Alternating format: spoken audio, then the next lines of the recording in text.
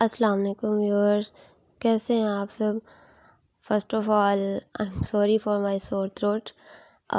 तो जैसे कि आप लोगों को थंबनेल से ही वाज़ेह हो गया होगा, तो एक्चुअली मैं आपके साथ अपने साथ दूसरे तरीके से जिस तरह रिवायती तरीका है वो बनाया किस तरह जाता है, मैं उसकी रेसिपी शेयर करने के लिए ही ये वीडियो बना रही हूँ। तो इसमें कुछ स्टार्ट क्लिप्स पहली वीडियो वाले ही मैंने ऐड कर लेने चाहिए। इसमें मैं साग के हवाले से कुछ बता रही हूँ कि आपको बताना चाहा मैंने कि ये फ़र्स्ट ऑफ़ ऑल तो हम ये देख लें कि साग जो हम ले रहे हैं उसकी क्वालिटी किस तरह की है। वो सॉफ्ट, टेंडर और बहुत फ्रेश होना चाहिए। वो बिल्कुल उसकी ये जो गंदलें कहलाती हैं ये बिल्कुल नरम होनी चाहिए। तो अब जब आप ताज़ा साग ले लेते हैं, उसकी सफाई-सुथराई कर लेते हैं, उसके सख्त पत्ते उसको अलहदा कर देते हुए, मतलब एक पूरी तरह से उसको साफ़ कर लिया जाता है। ये हमें मेक श्योर करना चाहिए कि सख्त पत्ते या फिर किसी किस्म की कोई ऐसी, मतलब उसके ऊपर कोई तेला, ये सब चीज़ें जो कि सब चीज़ का हिस्सा होती हैं, और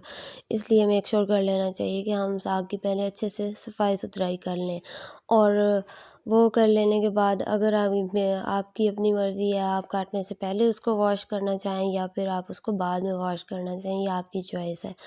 तो हमने जो है उसको पहले वॉश कर लेना चाहा, उसके बाद उसकी कटिंग की। और हाँ, अगर इसके आगे अगर अब आप देखें कि अगर कोई सख्त पत्तों के साथ के अलावा वो अगर कुछ फूल और वो बीज बनने वाला प्रोसेस अगर शुरू हो गया, तो हमें ये भी ज़रूर चाहिए कि हम उसको अलहदा कर दें, क्योंकि इससे साग के जायके के ऊपर असर पड़ता है जब हम तैयार करते हैं। तो ये भी एक चीज़ उसको कड़वाहट में ले जाती है, और अगर एक साग में तीखा कड़वापन सा आ जाता है अगर हम ये इसके आगे वाले गोशे अगर हम नहीं उतारते। तो यहाँ पे हमने उसको खैर अच्छे से साफ़ किया। अब यहाँ पे मेरी खाला हैं, वो इसके एक-एक पत्ते को जो साफ़ करते हुए उसके ये साफ़ करने के साथ-साथ सख्त पत्ते उसके अलहदा कर रही हैं।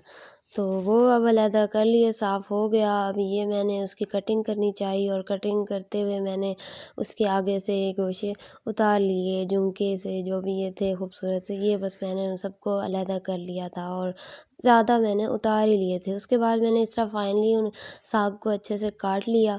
और जैसे कि हम जानते ही हैं कि साग अकेला साग नहीं बनाया जाता, इसके अंदर हमें पालक भी शामिल करनी होती है। तो पालक की मिकदार भी कम से कम आधी तो ज़रूर होनी चाहिए। लेट्स सपोज़ आपके पास 3 किलो अगर साग है, 3-4 किलो, तो आपके पास 1.5-2 किलो पालक ज़रूर होनी चाहिए। तो यहाँ पे अब मेरी खाला इतना सारा साग काटने के बाद उसके अंदर पालक काट रही थी, तो मैंने उसका क्लिप ज़रूर लेना चाहा। मैंने कहा वो भी साथ शामिल कर लूँ। और यहाँ पे देख सकते हैं आप कितने बड़े बर्तन के अंदर इसको बनाया जा रहा था। चूँकि ये एक कभी-कभी बनने वाली सब्ज़ी होती है, और जब भी बनाई जाती है तो थोड़ी ज़्यादा मिकदार में बनाई जाती है, जो 1 से 2 दिन तो डेफ़िनेटली किसी भी के घर में चलती ही है। लिहाज़ा इस तरह से उबालने के बाद उसको कुछ निचोड़ लिया जाना चाहिए। जैसे यहाँ पे हम देख सकते हैं कि आपको निचोड़ के दिखाया जा रहा है, और इस तरह निचोड़ लेने से भी ये तरीका ज़्यादा बेहतर रहता है साग की कुकिंग का, जो कि मुझे अच्छा लगता है। और इस तरह से अगर हम उबले हुए साग को थोड़ा-सा इस तरह हल्का-सा मुनासिब-सा निचोड़ लें, तो उसका ज़ायद पानी इस तरह से अलहदा हो जाता है, और ये फिर काफ़ी मामून साबित होता है। और हमारा ये तरीका है कि हम उसको फिर बाद में कूटते हैं।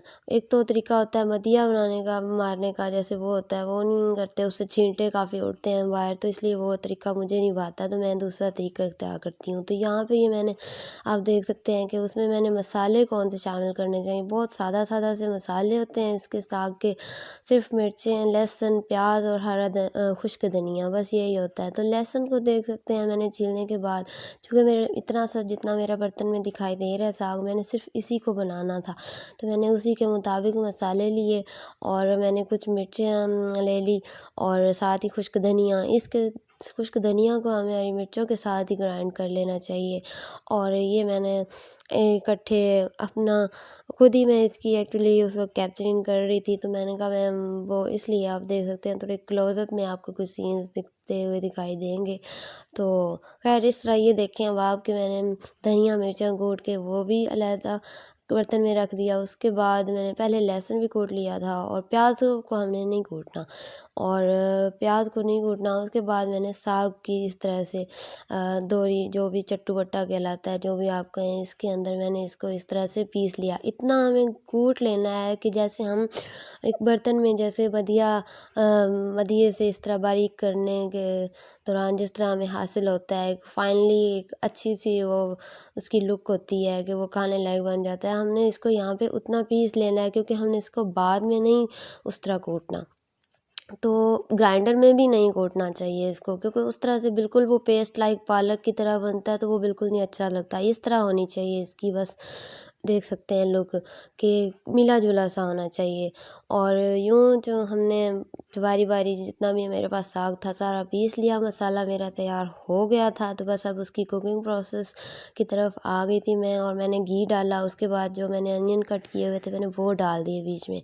अब अनियन को यहाँ पे ओवर फ्राइंग भी नहीं करनी हमने, और बस उसके हमने माइल्ड से उसको गोल्डन करना है, और जैसे ही वो गोल्डन हो जाता है तो उसके साथ ही उसके अंदर हम लोगों ने कुटा हुआ गार्लिक डाल देना है। जैसे हमारा वो हो जाए थोड़ा गोल्डन, अभी बस लहसुन का थोड़ा कच्चापन दूर करने के बाद फ़ौरन ही मैंने उसमें वो मिर्चें और धनिया वाला जो मैंने बनाया था एक मिक्सचर, वो उसको मैंने डाल दिया। अब उसकी थोड़ी सी कुकिंग हल्की सी उसकी पकाई हो रही है। जैसे ही वो हो जाएगी तो उसके साथ मुझे थोड़ा सा बीच में फिर पानी का घूंट ऐड मैंने करना चाहा। ये ज़रूर, और दूसरा सादा पानी मैंने ऐड किया इसके अंदर, और ये बहुत ज़रूरी है। इस तरह से यहाँ भी ये ऐड करने से ये प्याज और लहसुन जो है, जो हमने फ्राई किए होते हैं, उनमें एक सॉफ्टनेस आ जाती है और वो मेल्टिंग फॉर्म में जाने लगते हैं। अच्छे से यहाँ पे मसाले को थोड़ी ग्रेवी शक्ल हो जानी चाहिए ना।